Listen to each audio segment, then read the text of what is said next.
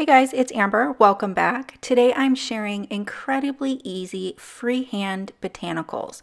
We're doing some birch trees and some fall leaves, and these are to coordinate with the October 2020 Inspiration Challenge color scheme.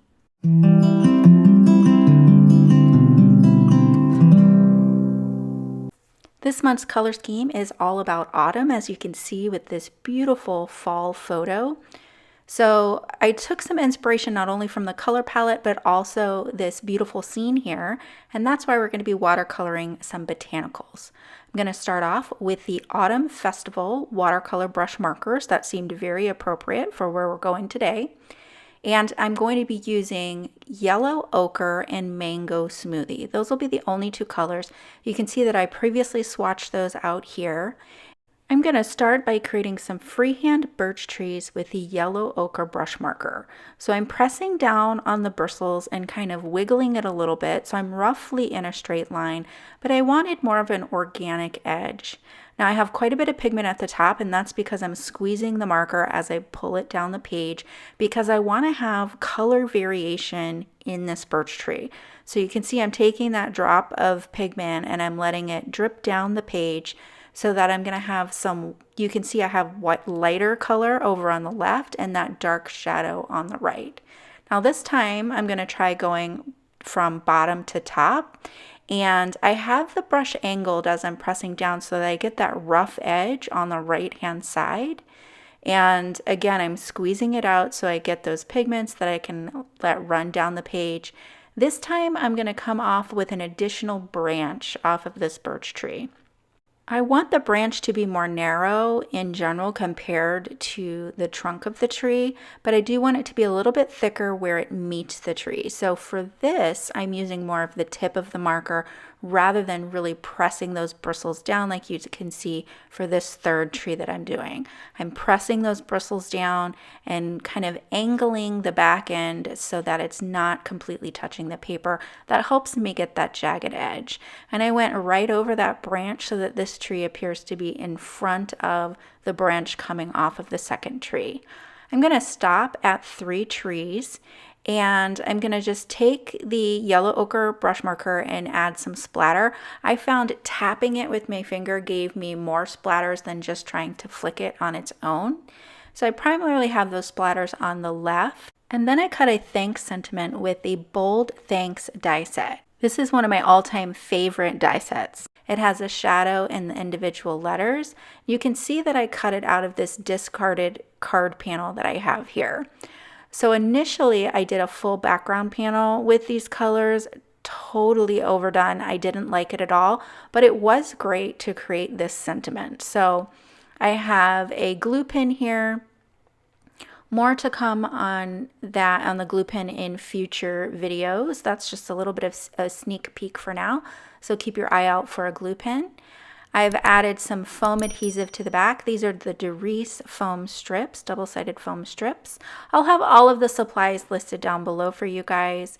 I'm just going to add this. So this thanks die is popped up. And I'm not going to fully adhere it right here. I'm just lightly putting it down. Once I get it into my MISTI, I'll get it actually lined up with my grid from the MISTI door and also with my sub-sentiment. This sub-sentiment is from the Apothecary Labels stamp set. And I think this would be great for a masculine card. I love how the birch trees came out. I think the freehand style has a really modern look. Now these are the finished photos, but I'm going to show you a couple more things I did at the end of this video to this card for some finishing touches. And this is the next card that we're going to be working on. So we'll go ahead and start that. For this one, I'm going to take out my Altenew Metallic 14 pan set, and I'm going to be using Gold Pearl. That'll be the only color that I use today. I thought that it would be, these are perfect cards to add gold. So to start off, I'm going to rehydrate this pan. To rehydrate the pan, I'll just use a pipette filled with water, and I'll just kind of let that soak and sit for a little bit while I start the rest of the card. So for this, I wanted to do some freehand leaves. I'm going to start with the yellow ochre, and I'll start by just drawing in a rough stem. And for that, I'm using the tip. I'm not kind of pressing the bristles down for this. I am going to press the bristles down and use the shape of the bristles to create my leaves, and I'm also going to squeeze out the pigment as I'm doing that. So I was going to use mango smoothie and I can't decide. I'm back to mango smoothie here. So you can see that I'm pressing the bristles down.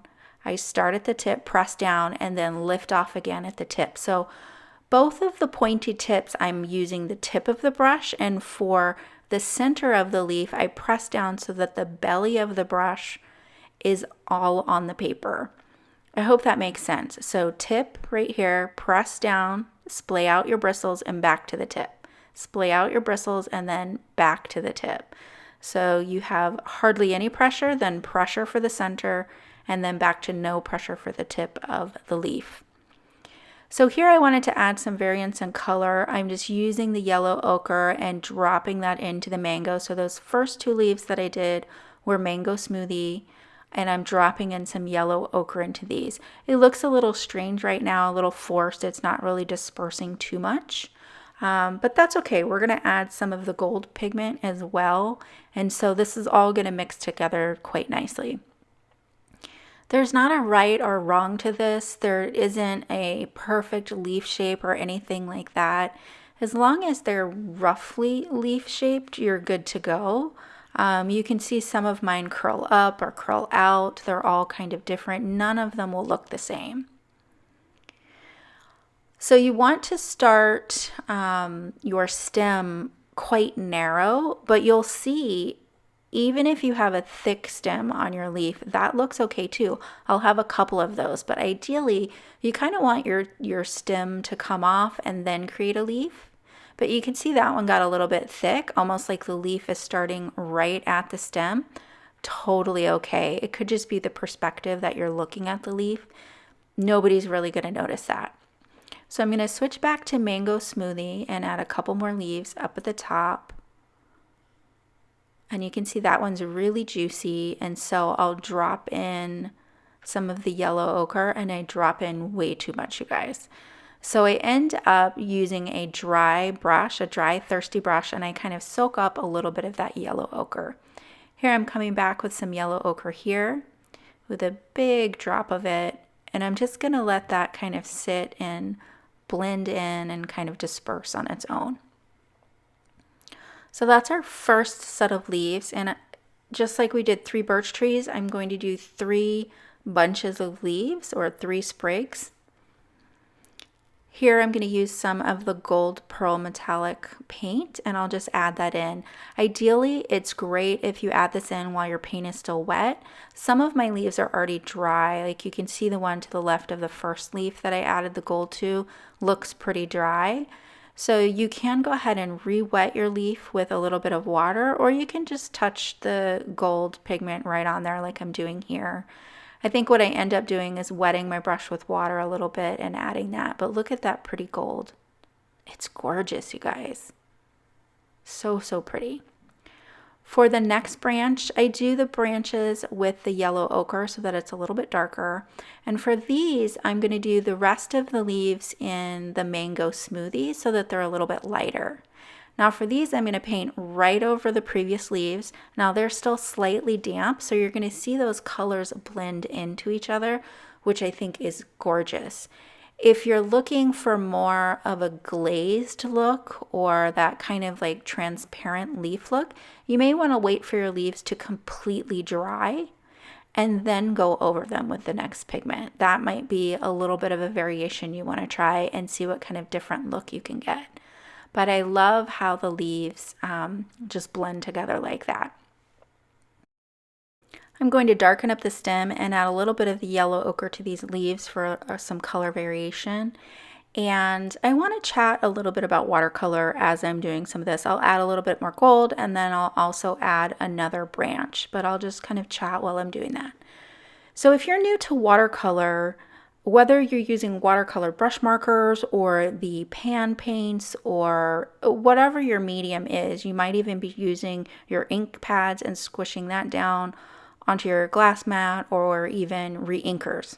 Whatever your medium is, one of the things that I recommend that people do is play with your brushes get to know your brushes and what they can do for you. You can get some really unique organic shapes just based on your brush. Vary the size of your brush, the shape of your brush. You're going to obviously get a much different look with a round brush than you would with an angled flat brush. And use the brush on the tip and then press down the belly of the brush. Here I'm just adding some gold splatter. Now I chose a 12 round brush for the splatter because I wanted some big juicy splats of splatter. If you want more fine splatter, then you're going to want to use a smaller brush like a 6 round or maybe an 8 round even.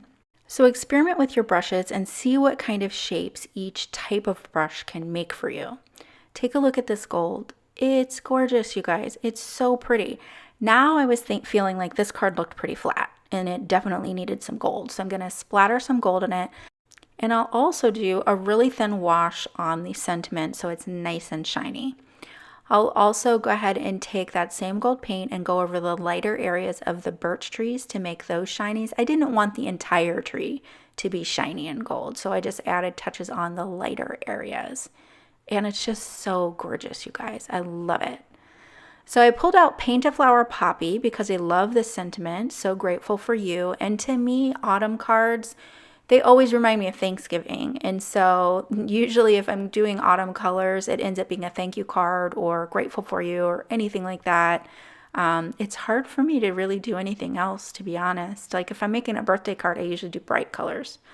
Do you guys do the same? Do you end up using the autumn colors for thank you cards? So here I was feeling like I needed a little more contrast, like the black didn't really go with the card. So I'm using my trusty jet black ink spray.